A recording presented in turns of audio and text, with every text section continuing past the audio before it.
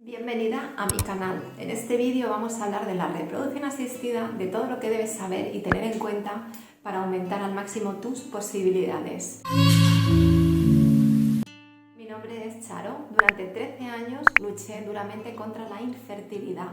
Realicé múltiples tratamientos, 14 si la memoria no me falla, entre inseminaciones, punciones ováricas, transferencias embrionarias, toda una odisea. Y actualmente soy dietista, especialista en salud hormonal y en fertilidad femenina y masculina. Quiero contarte los dos pilares básicos de la fertilidad femenina y masculina que pueden ayudarte tanto en la búsqueda natural como antes de un tratamiento de reproducción asistida. Brevemente serían estos. El primero, el estudio previo al tratamiento. Esta parte es casi tan importante o más que el propio tratamiento. Aquí merece la pena hacer las cosas con calma y bien hechas. No vayas nunca con prisas y no te conformes con un diagnóstico superficial, porque tus posibilidades en ese tratamiento serán mucho menores que si haces un estudio de fertilidad lo más completo posible tuyo y de tu pareja, si estamos en pareja. El punto número 2 es algo que a mí nadie me explicó en su momento y me hubiese encantado que hubiesen compartido conmigo. Cuando empiezas un tratamiento de reproducción asistida parece que esos óvulos o esos espermatozoides salen de la nada, y esto no es así. En nuestro caso nacemos con un número de folículos primarios, que no es lo mismo que los folículos antrales que se ven por ecografía. Para pasar de estos primarios a estos antrales se necesita un proceso de desarrollo que dura entre unos 120 y 150 días. Se cree que más o menos son 4 o 5 meses.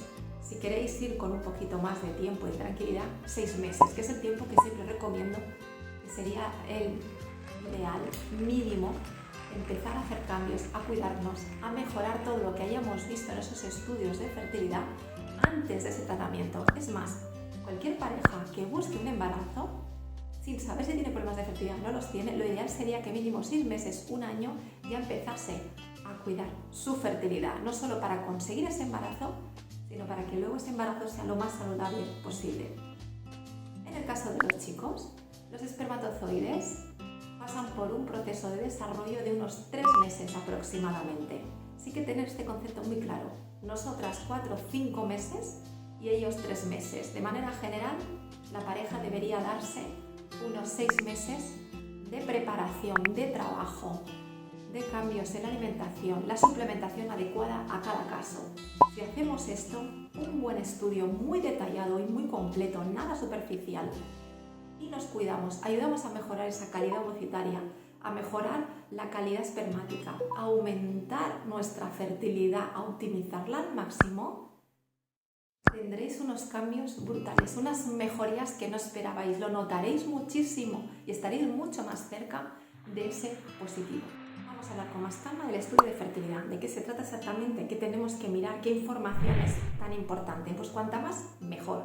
No siempre se puede conseguir todo, por supuesto, pero no os quedéis con lo básico. A veces ya no es básico, es mega básico. Muchas parejas realizan una FIV, muchas chicas se hacen una FIV con una antimuleriana, una ecografía y ya está. Y ya empiezan la estimulación ovárica.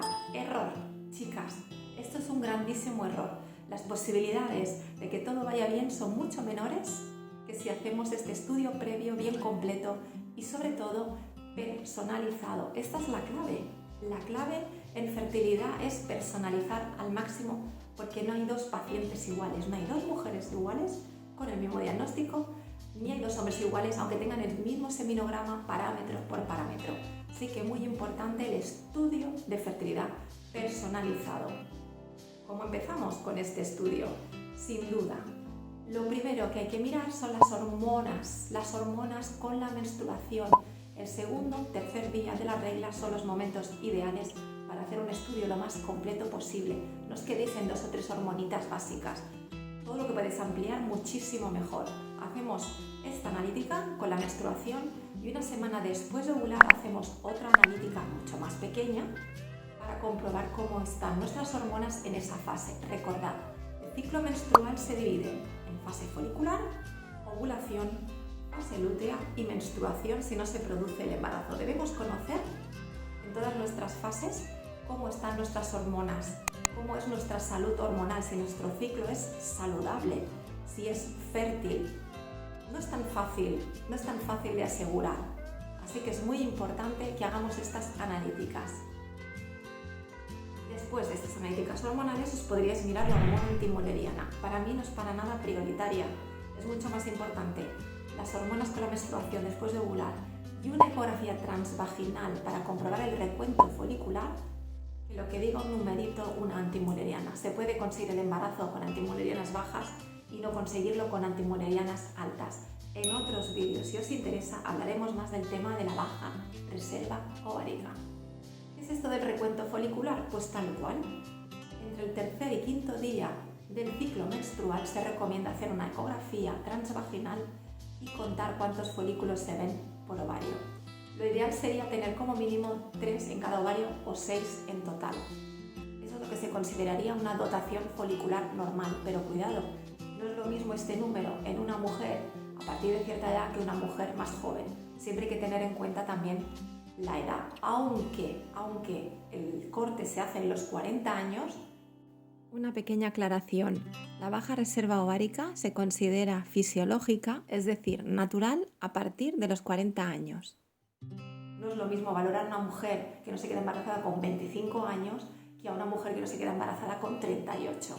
Así que todo hay que tenerlo en cuenta, todo en su contexto. Tenemos antimuleriana, tenemos recuento folicular y tenemos hormonas. ¿Cuál sería el siguiente paso? Sin duda, la famosa prueba de las trompas, la esterosalpingografía. En muchos casos, si estáis ya de cara a empezar una fecundación in vitro, seguramente a la mayoría de vosotros os han dicho que no es necesaria esta prueba y es un grandísimo error. Claro que hay que pedirla, hay que tenerla por varios motivos. Os da información sobre vuestra fertilidad. También si hubiese alguna pequeña obstrucción o adherencias, el pase del contraste os puede ayudar a limpiar esas trompas. Y si hubiese algún problema en estas trompas, por ejemplo, alguna infección, que vosotras no tengáis sintomatología, que es muy común, hay que verlo antes de la transferencia embrionaria, ya que puede impedir la implantación. Así que es una prueba fundamental para valorar la fertilidad de la mujer, independientemente del tratamiento que se le haya recomendado. Así que no os lo penséis y hacedla. Dejadla para lo último, porque es una prueba que no nos suele gustar a ninguna, pero hay que hacerla. Ojalá no tengáis que hacerla, no lleguéis a ese momento, pero antes de hacer un tratamiento sí que os recomiendo que os la hagáis. De cara a una inseminación artificial siempre debe pedirse la esterosalpingografía. Es muy raro que no se pida y si es así, es un error enorme. Hay que hacerla. Pero también de cara a una FIV, no os quedéis con ese concepto que os acabo de decir, de no hace falta. Claro que hace falta. Ya tenemos unas cuantas pruebas, quizá no las tienes todas hechas, así que tú misma las puedes ir revisando. Volvemos a repetir. Analítica hormonal con la menstruación, analítica hormonal después de ovular, recuento folicular, antimuleriana y prueba de las trompas. Como mínimo todo esto. Esto es lo más básico, pero aún así yo no recomiendo hacer nada sin ampliar esta información. ¿Qué más podemos mirar? Sin duda, el siguiente paso es hacer una analítica completa, no solamente de hormonas. ¿Qué podemos incluir aquí? Os diría que empecéis por la tiroides, la glándula tiroidea, que es la gran jefa de todo nuestro sistema endocrino. Así que esta tiene que estar bien sana, bien potente para ayudarnos a conseguir ese embarazo. Una analítica completa de la tiroides, no solamente de la TSH. Mientras más hormonas tiroideas miréis, muchísimo mejor. Y de paso también incluir los anticuerpos antitiroideos, muy importantes, verificarlos. Después de esto, ¿qué más podemos mirar? Nutrientes, un panel nutricional completo, completísimo. No os miréis un nutriente, una vitamina aislada, no. Intentad que os miren lo máximo posible. Los nutrientes son indispensables para todas las funciones de nuestro organismo, incluida la fertilidad. También para tener una salud hormonal buena, también para una buena calidad ovocitaria. Imprescindible que hagáis un estudio nutricional. Luego, si puede ser, también tóxicos, los que podáis. No tenemos tanta costumbre de comprobar los tóxicos, pero si se piden, algunos se pueden ir haciendo. En algunos países incluso tenemos la posibilidad de hacerlos en cabellos naturales no teñidos, se pueden hacer estudios de tóxicos. Es muy interesante, pero no está al alcance de todo el mundo. En cambio, en sangre sí que podéis empezar a mirar algunos. Yo os digo alguna pincelada, por ejemplo, arsénico, mercurio, y a partir de aquí todo lo que se pueda. ¿Qué más podemos mirar? Porque hay que ampliar todavía mucho más. Os recomiendo mucho que miréis marcadores inflamatorios.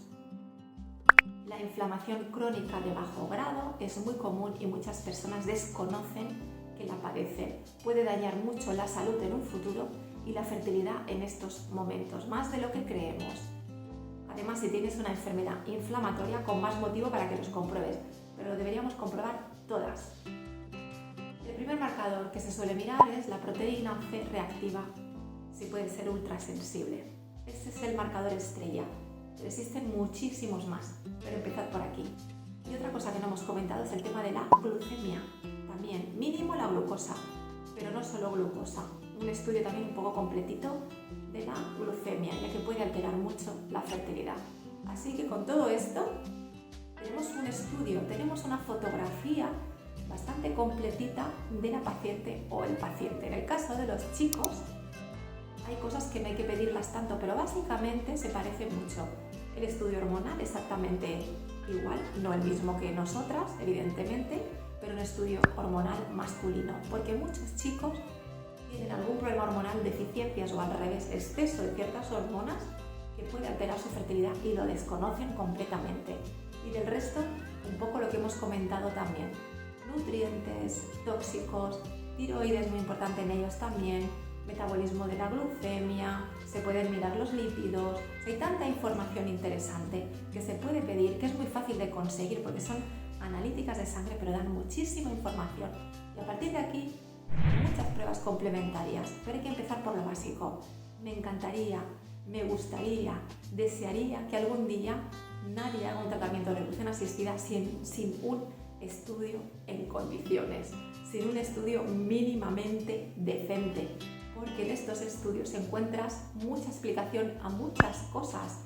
Siempre os recomiendo que hagáis todo lo posible hasta donde podáis llegar, porque os hacen la petición o porque vosotras lo podáis costear por vuestra cuenta. Si es ese caso, que tenéis que ser vosotras las que acudáis a un laboratorio, a un centro para pedirlo, llegad hasta donde podáis, ni más ni menos, pero cualquier información que consigáis va a ser muy valiosa. Os aseguro que muchas veces no se pueden sospechar multitud de cosas que hasta que no se miran no se saben, y luego nos llevamos las manos a la cabeza todo el mundo de ¡oh! ¿Y te ha salido esto? No hace falta esperar a que la paciente o la pareja pase por un proceso de reproducción asistida tan largo y tan duro para empezar a mirar. Sí que hay que invertir económicamente en esta parte previa del estudio, pero merece la pena porque os puede ahorrar una cantidad de quebraderos de cabeza, de malas noticias y de gastos, porque haréis un tratamiento tras otro sin haber mirado todo esto tan importante para vuestra fertilidad.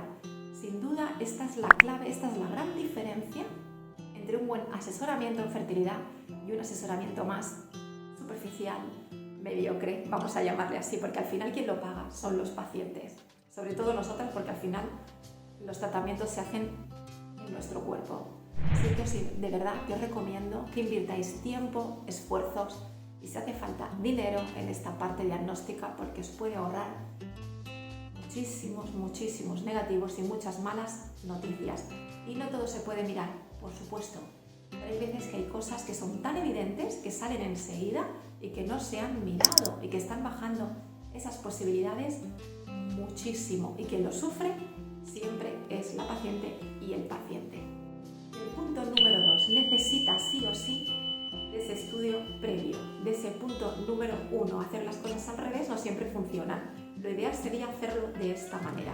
Ese estudio lo más completo posible, porque nos dará muchísima información sobre nuestra salud y nuestra fertilidad, y seguro que vayamos viendo de manera personalizada. Habrá que hacer las modificaciones que sean necesarias en la alimentación, suplementos, incluso a veces se necesita algún medicamento porque aparece alguna patología que no se había comprobado, pero todo esto nos va a ayudar a aumentar esas posibilidades, a mejorar nuestra fertilidad. Hayáis hecho tratamientos o no los hayáis hecho todavía, es muy importante que que tengáis en cuenta estos dos pilares porque os van a ayudar muchísimo. A mí me costó mucho tiempo ser consciente de todo esto. Ojalá este vídeo te haya gustado y haya sido interesante para ti. Si es así, te invito a suscribirte a mi canal, activar la campanita para no perderte ningún vídeo.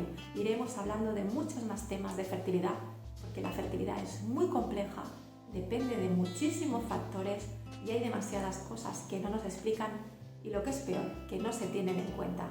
Así que nos vemos pronto.